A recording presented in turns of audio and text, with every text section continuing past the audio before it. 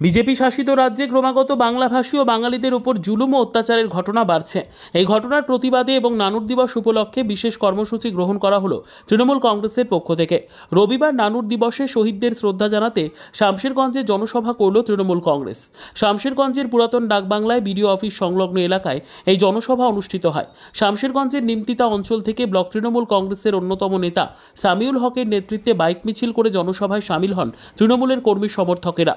এই সময় কর্মীদের ব্যাপক উৎসাহ লক্ষ্য করা যায়। জনসভা থেকে বিজেপিকে তীব্র ভাষায় আক্রমণ করেন বিধায়ক আমিরুল ইসলাম। বাংলা ভাষার অপমানের বিরুদ্ধে ক্ষোভ পরিলক্ষিত হয়। পাশাপাশি সকল শহীদদের শ্রদ্ধার্ঘ্য নিবেদন করেন তৃণমূল কংগ্রেসের নেতৃবৃন্দ। জনসভায় ছিলেন জঙ্গিপুর সাংগঠনিক জেলা আইএনটিটিইউসির সভাপতি তথা শামশেরগঞ্জের বিধায়ক আমিরুল ইসলাম, ব্লক তৃণমূল কংগ্রেসের সভাপতি শহীদুল ইসলাম, ব্লক তৃণমূল কংগ্রেসের অন্যতম নেতা জাকির হোসেন, সামিউল হক, যুব সভাপতি আসিফ ইকবাল, জেলা পরিষদের প্রতিনিধি মোহাম্মদ সানাউল্লাহ সহ অন্যান্য নেতৃবৃন্দ। নানুর দিবস এবং বাংলা ভাষার প্রতি যে আক্রমণ, বাংলা ভাষীদের উপরে যে আক্রমণ, তার প্রতিবাদে আমরা এখানে সভা করলাম। প্রচুর মানুষ এই সমাবেশে উপস্থিত হয়েছেন।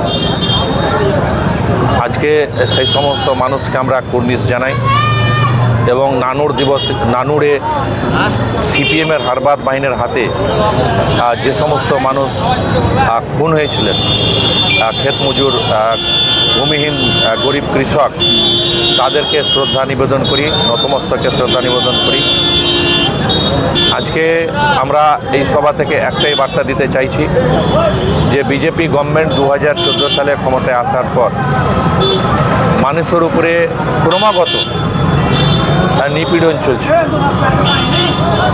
বিভিন্ন সময়ে বিভিন্ন অনৈতিক আইন নিয়ে আসছে, মানুষকে সর্বশ্রান্ত যেমন করছে, তেমনি বাংলাভাষী মানুষ যারা ভিন রাজ্যে বাংলা ভাষায় গিয়ে কথা বলছে, সেই সমস্ত মানুষের উপরে চরম অত্যাচার নেমে আসছে, চরম নির্যাতন নেমে আসছে।